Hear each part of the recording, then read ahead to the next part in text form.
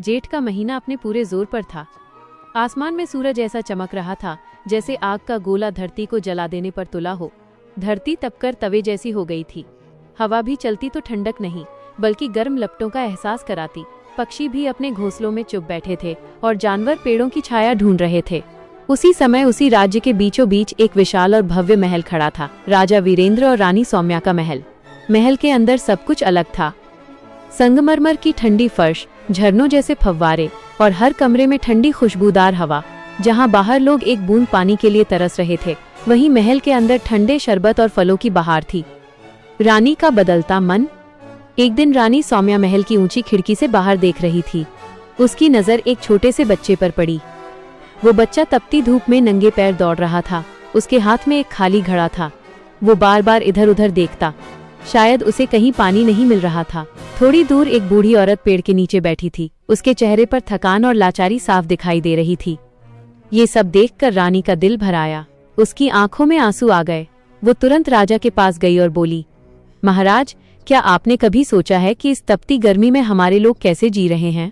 राजा ने हल्के से मुस्कुराते हुए कहा, रानी, ये तो हर साल की बात है, लोग सह लेते हैं। लेकिन इस बार रानी चुप नहीं रही। नहीं महाराज, हम यहाँ ठंडे महल में आराम कर रहे हैं और बाहर लोग तड़प रहे हैं। ये न्याय नहीं है। राजा का सच से सामना। रानी की बातों ने राजा के मन में हलचल पैदा कर दी। अगली सुबह राजा ने साधारण कपड़े पहने और अकेले ही महल से बाहर निकल पड़े। जैसे ही उन्होंने महल की सीमा पार की, उन्हें पहली बार असली गर्मी का एहसास हुआ। धूप इतनी तेज थी कि कुछ ही देर में उनके पैरों में जलन होने लगी। पसीना उनके माथे से बहने लगा। वो धीरे धीरे आगे बढ़े। तभी उन्होंने देखा, एक किसान अपने खेत में काम कर रहा था। उसका शरीर पसीने से तर था, लेकिन वो बिना रुके काम कर रहा था।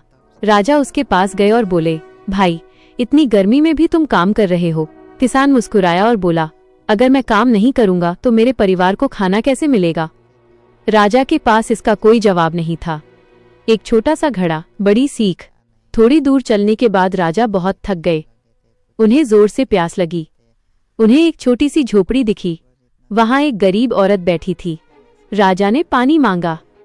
औरत ने बिना कुछ पूछे अपना आखिरी घड़ा उठाया और राजा को दे दिया। राजा ने पूछा, अगर ये पानी खत्म हो गया तो? औरत मुस्कुराई, कोई बात नहीं, भगवान ने चाहा तो फिर मिल जाएगा, लेकिन अगर आप प्यासे रह गए तो मुझे दुख होगा। राजा की आंखें भर आईं। राजा का परिवर्तन। उस दिन राजा ने समझ लिया, असली गर्मी बाहर नहीं बल्कि लोगों की मजबूरी में है। वो तुरंत महल लौटे।